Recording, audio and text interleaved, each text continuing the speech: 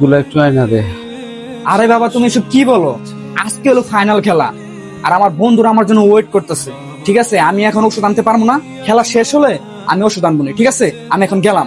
বাবা, আবার কি? আবার বুকে প্রচন্ড ব্যথা করাচ্ছে।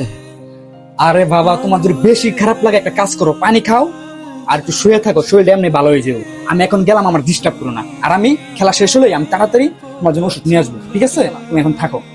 নিজে না খেয়ে তুমি খাওয়ালে, সে খালে কথা বলা।